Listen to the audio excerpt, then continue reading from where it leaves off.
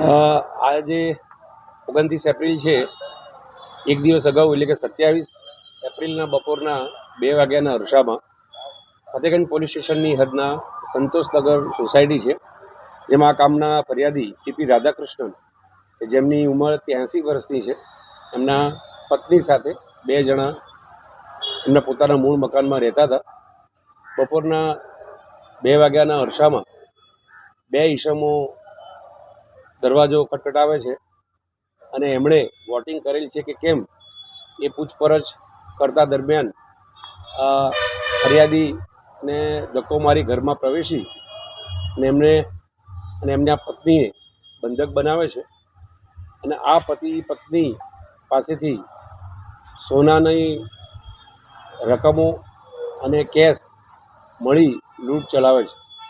આ મતલબે TP રાધાકૃષ્ણને Fatehganj police સ્ટેશનમાં ફરિયાદ નોંધાયેલી. ગુનાની ગંભીરતા જોતા ફતેગંજ પોલીસ તેમજ ક્રાઇમ બ્રાન્ચની જુદી જુદી ટીમો જુદી જુદી દિશામાં કામ કરી રહેલ હતી.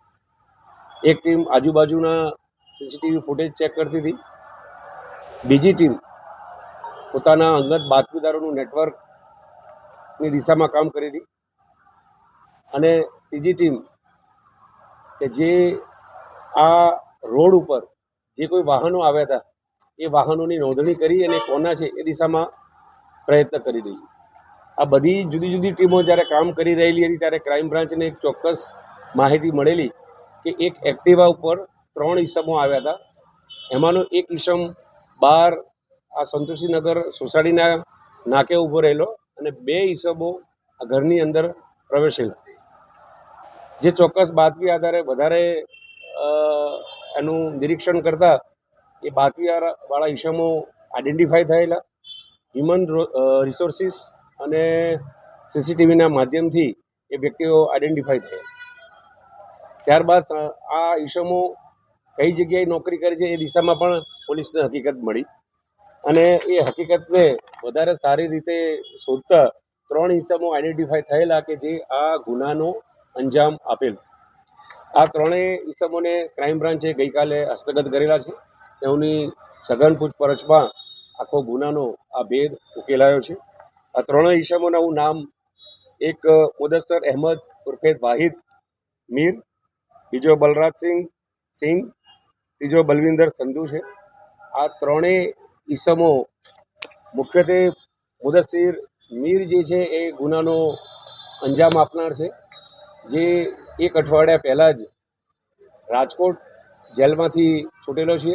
ચેન સ્નેચિંગ કરી અને 22 એપ્રિલથી જ હમણાં અહીંયા આવેલો છે અને આ છૂટ્યા ત્યારબાદ આ અન્ય આરોપી બલવિંદર સંધુના ત્યાં એની ઓફિસમાં છાણી રોકાયેલો અને આ બંને ભેગા મળી અને આ લૂંટનું તરકટ કરેલું.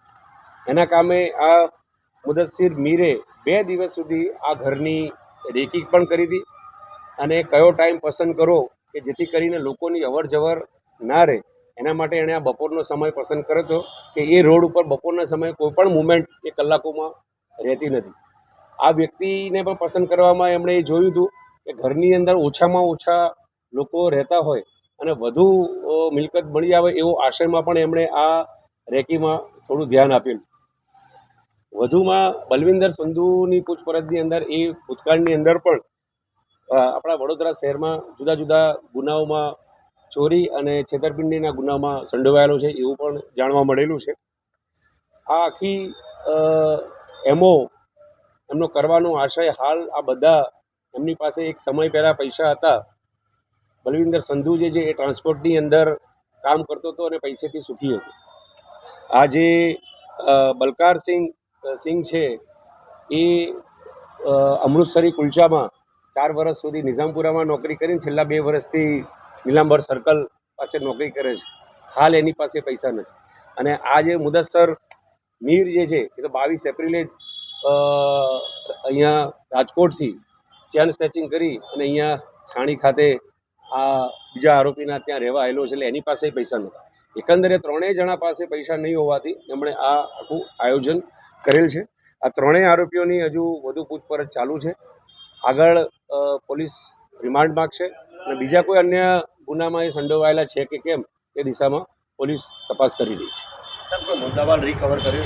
જી, આ ગુનામાં જે ફરિયાદીના ગળાની ચેન, એમના બંનેના હાથના વીંટીઝ અને જે બેંગલ્સ પહેર્યા હતા એ તમામ મુદ્દામાલ, રોકડ અને એટીએમ બધું જ પોલીસે રિકવર કરી દીધું છે. 100% મુદ્દામાલ પોલીસે રિકવર કર્યો છે. ગરમીનો પારો ખૂબ જ વધારે છે અને ક્યાંક આ લોકો વૃદ્ધ દંપતીઓને ટાર્ગેટ કરતા હોય છે. શું મેસેજ આપવા માંગશો કે બપોરના સમયે કઈ રીતે ઓળખતા ના હોય તો દરવાજો ન ખોલવો જોઈએ? એ સામાન્ય રીતે પોલીસ વારંવાર અપીલ કરતી હોય છે કે અજાણ્યા ઇસમો સાથે કોઈપણ પ્રકારનો વ્યવહાર કરવો નહીં. ટેલિફોનિક વ્યવહાર હોય કે આપણી પોતાની ગુપ્ત માહિતી આપવી હોય કે જ્યારે આ ઉંમર છે 83 વર્ષની, ત્યારે કાળજી એ અનિવાર્ય છે.